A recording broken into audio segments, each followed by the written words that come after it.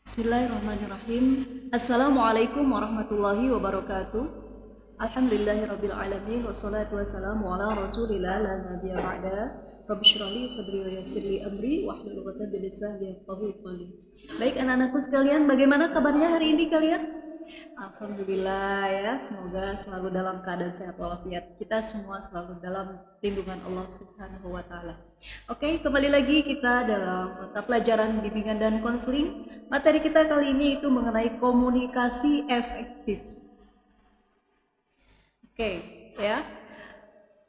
Setiap kita pastinya perlu berkomunikasi supaya apa? Pesan kita tercapai ya, supaya apa yang kita inginkan, apa pesan-pesan kita bisa dipahami oleh orang lain, maka harus ada yang namanya komunikasi. Ya, Nak, ya. Oke, tujuan dari pembelajaran materi kita kali ini yaitu dapat mengetahui pentingnya komunikasi untuk menyampaikan pesan, ide, atau gagasan dalam hidup bermasyarakat. Ini tujuan materi kita ya, Nak, ya. Persepsi dari materi kita kali ini, manusia adalah makhluk sosial yang membutuhkan makhluk lain dalam kehidupannya. Komunikasi sangat penting untuk kelangsungan hidup.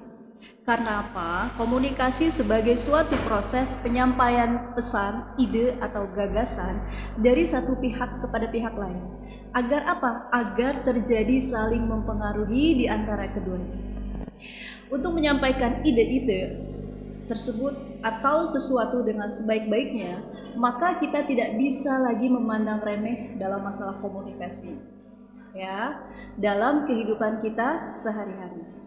Sebab sebriliannya apapun ide atau gagasan yang kita miliki, ya, tetapi tetap saja hal tersebut tidak akan bermakna apa-apa apabila si pemilik ide tersebut tidak dapat menyampaikannya dengan baik kepada objek yang dituju, ya, seperti itu. Nah, ya, jadi komunikasi itu harus ada maknanya, ya, harus dengan baik cara menyampaikannya, ya, agar apa? Agar pesan tersebut tersampaikan. Oke, pengertian komunikasi. Komunikasi adalah suatu proses penyampaian informasi, pesan atau ide atau gagasan dari satu pihak kepada pihak lain. Pada umumnya, komunikasi dilakukan secara lisan atau verbal yang dapat dimengerti oleh kedua belah pihak, ya, antara pengirim pesan dan penerima pesan. Apabila tidak ada bahasa verbal yang dapat dimengerti oleh keduanya, komunikasi juga bisa dapat dilakukan dengan menggunakan bahasa tubuh, gestur tubuh, menunjukkan sikap tertentu, ya, misalnya tersenyum, menggelengkan kepala, mengangkat bahu, dan lain sebagainya. Ya, cara seperti ini merupakan komunikasi nonverbal. Oke, elemen-elemen atau unsur-unsur yang terdapat dalam komunikasi. Apa saja elemen-elemen tersebut? Yang pertama yaitu sender, pengirim pesan, ya. Kemudian message, ya, pesan tersebut. Kemudian receiver yaitu penerima pesan. Nah, ini di sini ada nih, ada proses komunikasi, ya, pemberi pesan, pesannya, kemudian penerima pesan, ya, dan ada feedback dari pesan tersebut. Nah, itu. Nah, kemudian proses komunikasi. Bagaimana proses komunikasi itu terjadi? Ya, ini ada namanya komunikator atau sender, orang yang menyampaikan pesan, kemudian message, ide atau informasi atau pesan yang disampaikan, media. Ya, selanjutnya itu media, sarana komunikasi, fasilitas komunikasi yang digunakan dalam berkomunikasi. Ya, saat ini banyak sekali, ya, ada handphone, kemudian lagi telepon dan lain sebagainya, banyak sekali ya media-media komunikasi. Oke, kemudian komunikan atau receiver, audiens atau pihak yang menerima pesan, kemudian ada lagi feedback atau umpan balik, itu respon dari komunikan terhadap pesan yang diterimanya. Ini anak ya, proses komunikasi. Nah, dalam gambar ini kalian bisa lihat, ya, ada penyampai pesan, kemudian ada channelnya, ya. Dalam hal ini, ya, sender ini penyampai pesan menggunakan mikrofon untuk menyampaikan pesan kepada audiensnya, ya, kepada receiversnya, kepada penerima pesan. Kemudian nanti akan ada timbal balik. Apa timbal baliknya? Macam-macam, berupa pertanyaan, saran, dan lain sebagainya. Itu ya nak ya. Oke, kemudian lagi fungsi komunikasi. Apa fungsi dari komunikasi tersebut? Yang pertama itu membangun konsep diri, ya, atau establishing self concept. Nah, ini anak ya, membangun konsep diri. Kemudian eksistensi diri, ya, atau self existence, ya, keberadaan diri kita. Kemudian lagi kelangsungan hidup, life continuity, ya. Kemudian selanjutnya memperoleh kebahagiaan. Nah, jadi berharap dari pesan-pesan dari komunikasi itu kita beroleh kebahagiaan, obtaining happiness. Kemudian lagi terhindar dari tekanan dan ketegangan, free from pressure and stress. Ya, ini fungsi komunikasi sangat bagus sekali, ya nak ya. Makanya harus ada terjalin komunikasi baik secara personal maupun secara kelompok. Oke, apakah hal-hal yang perlu diperhatikan dalam komunikasi, dalam berkomunikasi? Yang pertama itu kontak mata, ya, eye contact. Nah, ini harus ada. Makanya kalau ibu lagi memberikan bimbingan, ya, ibu sedang berkonsultasi dengan kalian atau kalian sedang berkonsultasi dengan ibu, ibu berharap kita ada kontak eye, ya, ada eye contact, ada kontak mata, karena itu ada bagian dari bahasa, ya nak ya.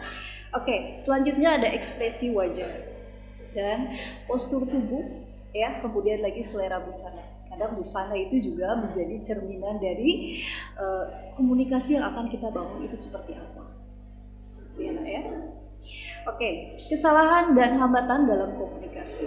Yang pertama dari pihak pengirim pesan atau sender, berbicara terlalu cepat. Nah, ini nak, berbicara terlalu cepat sehingga audiensnya tidak bisa memahami pesan apa yang mau disampaikan.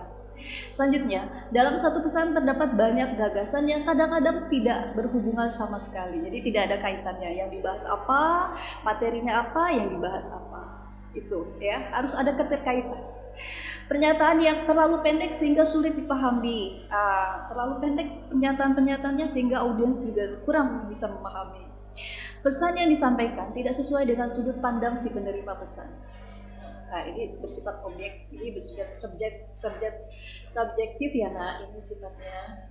Oke, selanjutnya kemampuan berbahasa yang kurang baik. Nah, ini harus ya sender ini harus bisa mempunyai kosakata yang baik. Untuk apa? Untuk menyampaikan pesan yang bisa berdampak itu baik kepada si penerima pesan tersebut.